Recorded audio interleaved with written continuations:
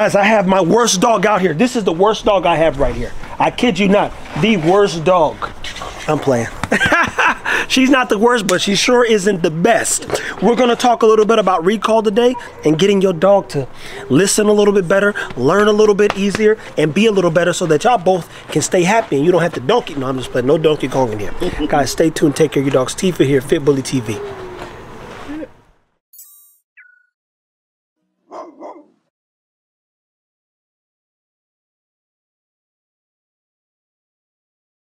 So we got 3 ways in which, and I repeat, 3 ways in which, and if you practice these things, you and your dog's relationship can and may get better. It depends on really how good you are. And I want you to think about it from this perspective, people. A lot of times we go into situations and we don't communicate effectively. What happens when there's a miscommunication? If we don't sit down and find better ways to communicate, the miscommunication just gets bigger and bigger. And here's the gap between 2 people. It gets this big. And then what happens when you lock them in a room and they just talk? It shrinks. And then when there's clarity, you guys like, oh, we can come together, because even if we disagree, we can agree. Problem is if your dog disagrees with you, it might be over there in the neighbor's yard chewing on something, pissing, destroying the backyard. You like, this dog got to get out of here. And then the dog unfortunately goes to a shelter. So how do you get your American bully to listen? For one, Stan's going to use some treats, what he's doing. He's got her in a position. One thing people want to do right away, especially early on, sit down, stay. What you really want to practice is nonverbal communication. What that means is, just like he did, cha-cha, let's go, it's hot. She's been out here already doing some things. That's her getting into some positions. Look at her sitting down, or she's downing. She's in a sit, and I've not taught her nothing. If I told her to do those things, she'd think I'm crazy. She's like, boy, what you talking about? So if I want the dog to come back to me, for one, we start playing games like this. And that's the game of positions. How many positions can I get this dog in? How much fun can we have? Then we raise the value and we start creating drive. Once we know the dog can listen and pay attention, we pick up a toy. And that toy, now she's like, ooh, I want to play. He's got a pillow. Look, boom, what's she doing? Now she's like, ooh, I like that. Ooh. Almost took ACL. Oh, boy. And now look.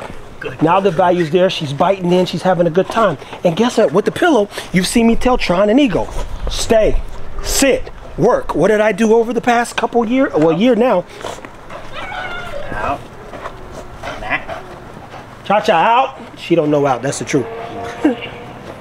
So we're just gonna make it boring, she's gonna wait. Yeah. It's and patience. It's patience, which is key. So, again, treat, toy, and then spend time with your dog. You guys think some people think it's rocket science, but it really is just sitting down and spending time with the dog. That's a video for another day, Trev. Yeah. So look.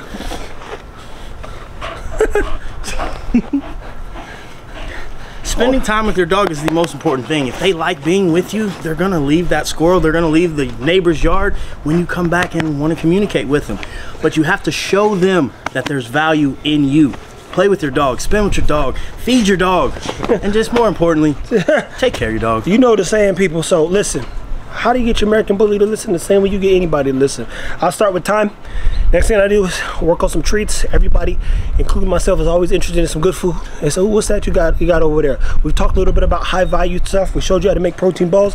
I made meatballs for the dogs, frozen ones, which are always fun, especially in temperatures like this. Then you turn around and you build drive by way of toys and playtime. If I pick up different pillows, the dog's like, well, hold on, I want to play with that pillow. The rope could be out here minding his business. If I pick it up, now it's interesting.